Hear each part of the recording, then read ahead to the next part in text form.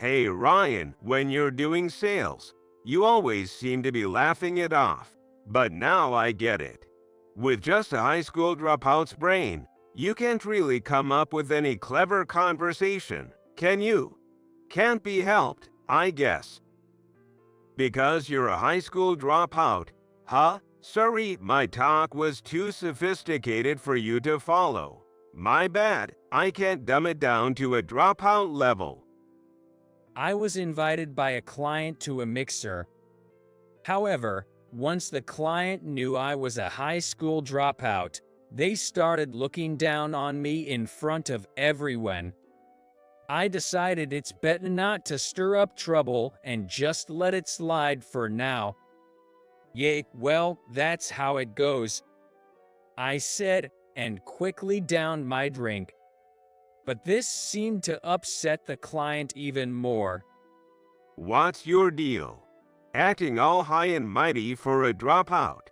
Do you know who's responsible for you even having a job? I was stunned by their words. Does this person even understand their own position? Such an attitude towards me, your client. Remember, I can easily crush your little company. If you don't like that, apologize pitifully for your insolence. Empowered by alcohol, their true colors showed, and the other participants seemed taken aback by their arrogance. Then, either joking or serious, they leaned in to grab my head. Come on, apologize to me pitifully. Is he really going to make me apologize? Just when I was bracing myself, an unbelievable event unfolded before everyone's eyes. And that was the beginning of the end of the client's career. My name is Ryan. I'm 35 and work at an advertising agency. Not in newspapers or TV, but internet advertising. You know, a web ad agency. My main job is sales, working directly with clients, understanding their problems and budgets to offer the best solutions. Keeping up with demands are tough, but hearing glad we went with Ryan makes it all worth it. But I didn't start out here. In my senior year of high school, I lost my father in a car accident. After his death, my mom worked tirelessly to support me and my brother. Even then, it was tough to make ends meet.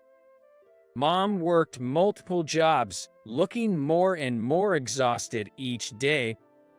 I couldn't stand the thought of losing her too. I have to save Mom and my brother.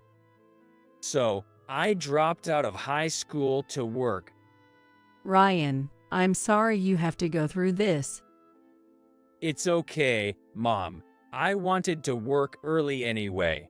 Just take care of Joe. He loves studying and should go to college. Ryan. Mom hugged me. Her body was thinner and frailer than I thought. I had to save them. Once again, I made a firm commitment to save my mom and little brother. Finding a job as a dropout high school was hard. I finally landed a gig at a small IT firm. Their ad said no experience needed, education not a barrier. We want diverse talent. With no tech skills, becoming an engineer was tough. I almost gave up many times. Even as an IT newbie, far from knowing programming, I decided to first cram all the basic knowledge into my head. I used my days off to study vigorously, sparing no moment for sleep, using related books and basic IT technician exam guides. I would actively ask my coworkers about things I didn't understand, repeatedly clarifying my doubts. Thanks to such diligent effort and the strict guidance of my coworkers, I was able to grasp the basics of programming. But I learned something even more important. I used to think being an engineer was all about solitary work, glued to a computer, but it was not like that at all. Ryan, how's the progress? Almost done with the code. I'll help you with your part next, boss. Thanks. Please take care of this file. I learned on the job that system development is all about teamwork, and communication is crucial to carry out projects. Besides technical skills, I actively honed my communication abilities to earn trust from clients and team members. Understanding the client's needs and proposing good ideas. When we developed a high-quality system, the whole team celebrated. My team started to outperform others. Continuing to provide quality work, our company's reputation grew, leading to more connections with major corporations. Chatting with executives, I often ended up sharing my background, telling them I'm a high school dropout who struggled to get here. I was surprised how many top executives from big companies understand and empathize, saying, "I feel you," or "it was hard getting here." They appreciated my work, considering the adversities I faced. Thanks to that, I was able to steadily increase dealings with major corporations, earning a great reputation in the company. On a busy yet fulfilling day at work, I was headhunted by another company. After much thought, I decided to switch jobs. I believed it was a place to utilize what I had learned fully. This move became a significant turning point in my life. The new company, also in IT, wasn't as big as the previous one yet, but its vibrancy and potential for growth excited me. Ryan, we're almost at Company A. The voice brought me back to reality. Lost in thought again, I was in a taxi, on the way to meet a client. Daydreaming? The woman beside me, Emily, smiled amusingly. With her striking looks and tall, slender figure, she could be mistaken for a model by those who don't know her. She's a valuable coworker with extensive knowledge and experience in web advertising, often accompanying me on external visits. Sorry, I was zoning out. Just relieved about the recent deal getting finalized. I shouldn't be slacking, even on the job. Time to refocus. It's okay, but it's great that the contract with Company F went through. The boss sounded really happy over the phone. He's glad he trusted you, Ryan. No, I still have a long way to go, but I'll continue to do my best to be of help to everyone. We got out of the taxi, arriving at our second client meeting of the day. I sighed inwardly. We had a smooth transaction and a good relationship with major company A, but things changed recently with the new contact person. His name is Michael, and I find him somewhat difficult to deal with. Apparently an elite graduate, he often boasts about his education and evaluates others based on their academic credentials, which tends to prolong meetings unnecessarily. Although I wanted to get to the main topic, I knew better than to offend someone so prideful. I decided to just listen and nod along to his story with a smile. Just when the meeting topic was wrapping up, Michael suddenly mentioned, "Hey, Ryan, I'm organizing a mixer next week. You should definitely come. It's a group dating, but we end up talking business most of the time. There will be folks from big corporations too, so it'll be a great networking event." I was invited, but honestly, I didn't want to interact with Michael outside of work. Oh, and you should come too. Emily, I've been wanting to have a good chat with you at this opportunity. Michael said, grinning at Emily. It was unclear if he was trying to hide it or not, but his tone and gaze made his ulterior motives towards Emily quite obvious. Michael's fondness for mixers was well known, regularly hosting them and hitting on any woman he fancied. Thinking I couldn't let Emily attend such a gathering, I politely declined. No, thanks, we're good. However, Michael replied with a look of disbelief. Ryan, you really don't get it, do you? These social drinking events are where you build good relationships for future business. Understand, you'll miss out on great contract opportunities like this. He had a point, but I still wasn't keen on it. Surprisingly, Emily said, I'll go. If I'm with Ryan, then. I was shocked, while Michael looked pleased. Great. Emily gets it. So Ryan, you're in too. Looking forward to it. And like that, Emily and I were somewhat coerced into attending Michael's group dating. In the taxi back, I checked with Emily to make sure she wasn't feeling pressured. You can still back out if you want. It's okay. Like Michael said, you never know where a business opportunity might be. It's a bit daunting to go alone, but I think I'll be fine if you're there with me. Emily replied, smiling at me. Yay. I managed, feeling a sudden jolt, and quickly looked away.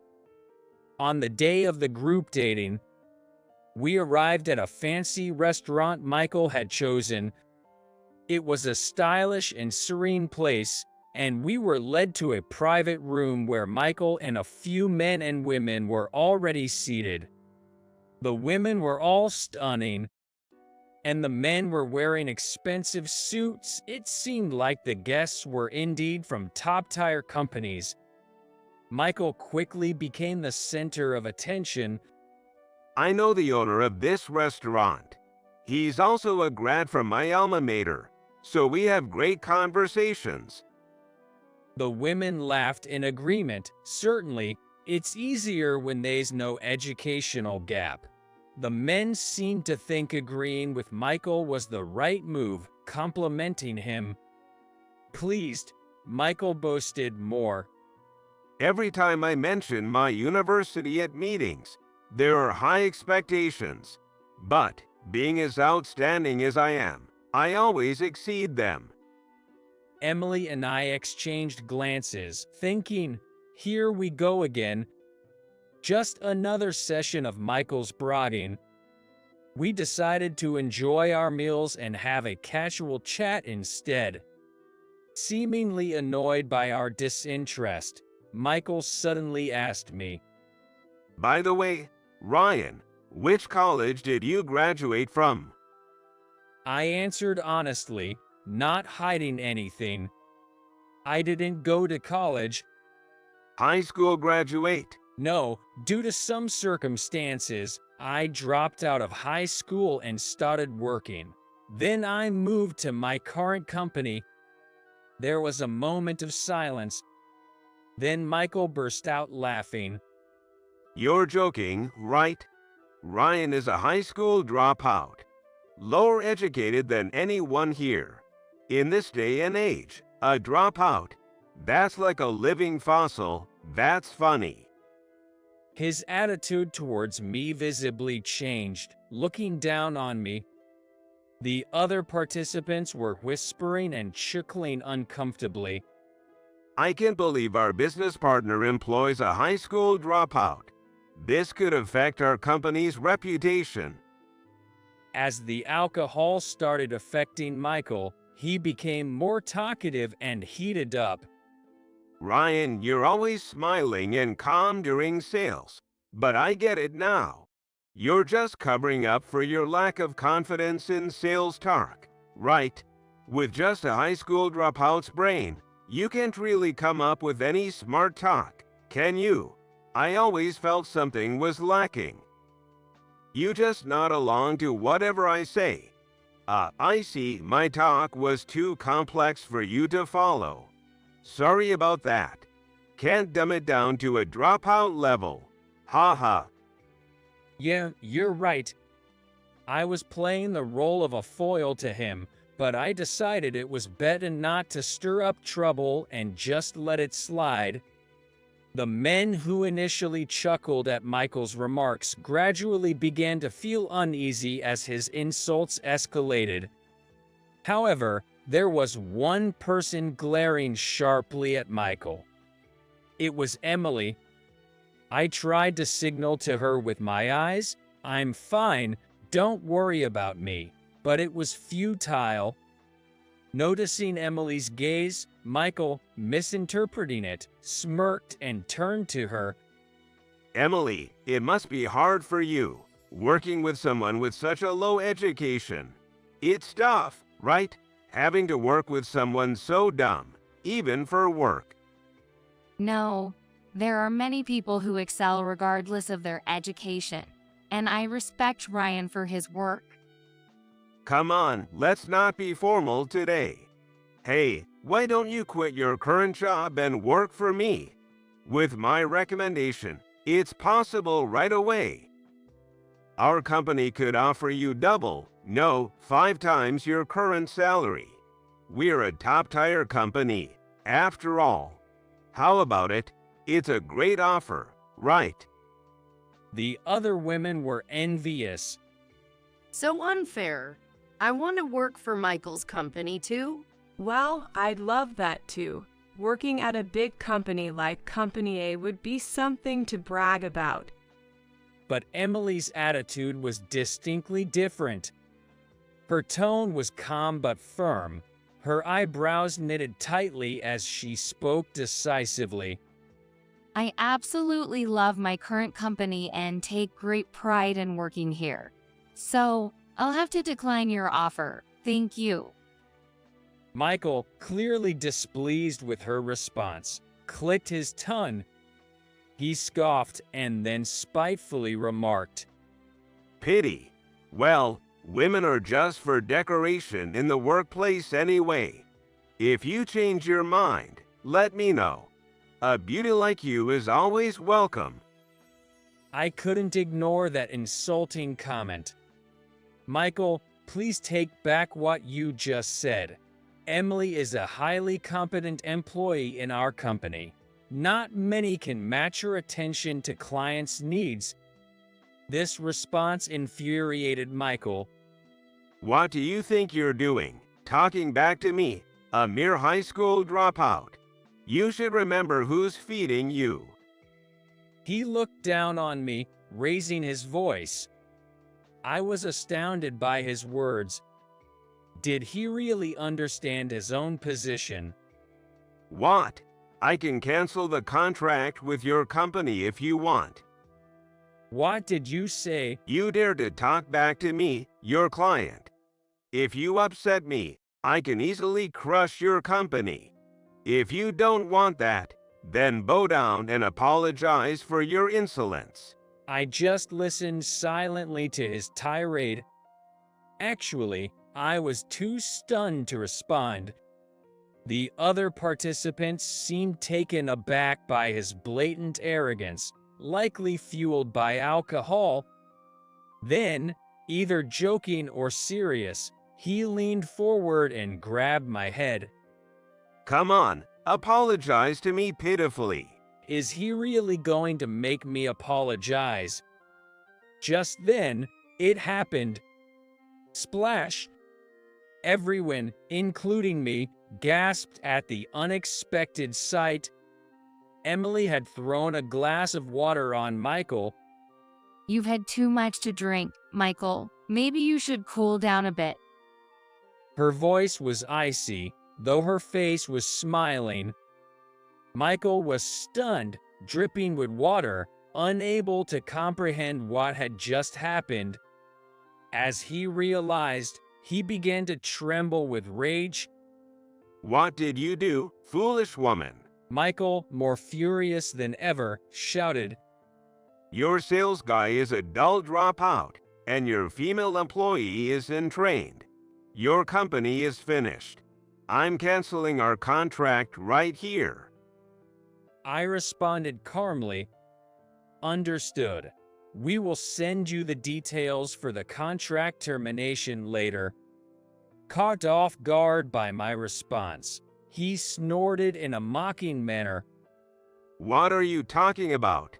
Someone like you can't possibly have a say in a deal with a major company like ours. It seemed to him that I was just another salesperson without any real authority. As I was wondering how to explain, Ryan is the next president of our company, so he certainly has the authority to make decisions. Emily intervened in our conversation. This revelation shocked Michael and the other participants, who found it hard to believe. What? A low-educated high school dropout like him becoming the next president? That's unbelievable. You need to come up with a better joke than that. This is no joke. I thought it was common knowledge among the presidents and executives of our contract partners. Let's go back a bit. The reason I joined this company was that my younger brother asked me to join his firm. Actually, the company I'm currently working at is an IT advertising firm founded by my brother. After graduating from college, my brother joined a small business venture and then, 3 years later, established his own venture. His company grew rapidly in a short time, gaining some recognition in the industry. To further expand, he thought it was necessary to connect with major companies and approached me. You have connections with many top-tier companies like M&K, right? I want you to be the bridge between our company and these major firms. Besides my network, my brother valued my communication skills and wanted my help in improving the communication abilities of the employees, both internally and externally. His plan was to eventually entrust me with the company as the next president. Of course, I initially refused, thinking it was too much for me, but my brother was persistent. This company was actually founded with the desire to work together with you. I was able to go to college because you sacrificed so much for me. I really wanted to repay you. Moved by my brother's sincere feelings, I decided to join his company and give it my all. Since then, I've been leveraging my connections to bridge my brother's company with major corporations. Oh, Ryan, we're happy to do business with you. We feel secure dealing with you. I was delighted to hear this from many of our partners. Realizing my background, Michael looked a bit pale but still hadn't grasped the situation. He glared at me fiercely and raised his voice. So what? If you lose a deal with a big company like ours, it's your loss, right? I inwardly smiled at his lack of understanding of his own position. Not really. It's more of a loss for you, isn't it? Recently, your president Alex mentioned that the deal we are working on is a major project crucial for your company's future. Shocked and clearly rattled by this, I continued, "We were eager to help, but it's unfortunate. I'll report the suspension of our deal to my superiors." Indeed, losing one contract would not greatly impact our company, especially since we had just secured a year-long continuous order with a major firm like F. For Michael's company, the stakes were much higher. Nevertheless, his own blunder would turn everything to nothing, making him bear a heavy responsibility. It can't be happening to me.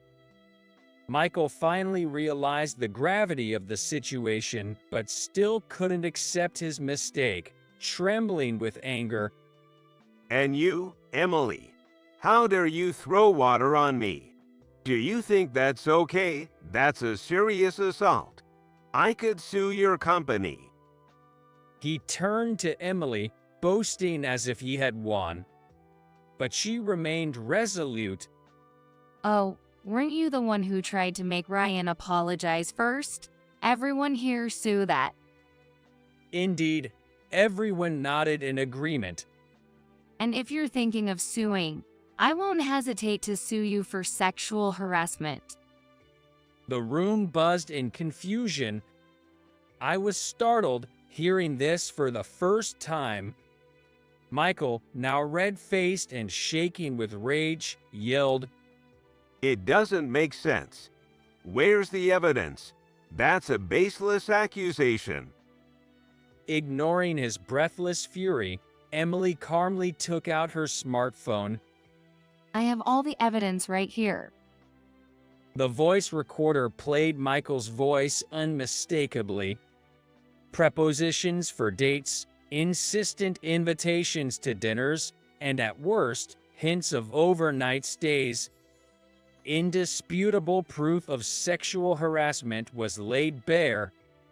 At a loss for words, Michael finally conceded, shoulders slumped in defeat. To him, I shared my insights gained through experience. No matter the size of the company, I've found that the most successful companies are led by sincere people. They remain humble in any situation. On the contrary, people like you who boast and look down on others are often insecure and small-minded. Michael's face twisted as if he had bitten into a bitter bug in response to my words. By then, the intoxication of the others had completely faded, and they were all intently listening to my story with nods of "I see." Afterward, nobody paid any more attention to Michael's words. Instead, everyone gathered around me, eager to hear more about my experiences. When I noticed, Michael had disappeared. On the way home, the slightly chilled breeze felt pleasant. Emily and I decided to walk to get a taxi. With a refreshed expression, she said, That was quite liberating. but deep down, something was bothering me. I had to ask Emily why she hadn't confided in me about Michael's harassment. Emily, why didn't you talk to me about Michael?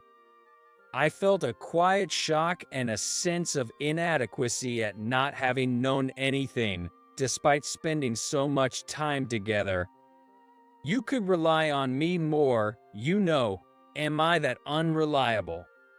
I muttered half-jokingly. After a moment of seeming confusion, she blushed and said shyly, I didn't want to trouble you, and I thought you, being so kind, would take me off the account to avoid discomfort for me.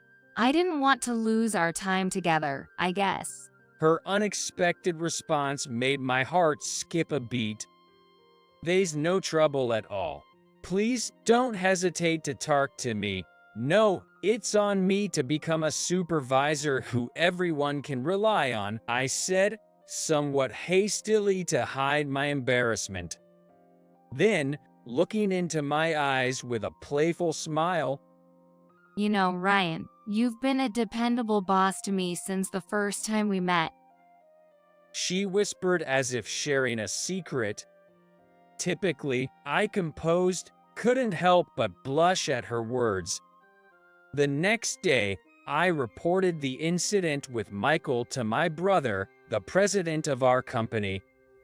He understood immediately and seemed to be making calls to Company A.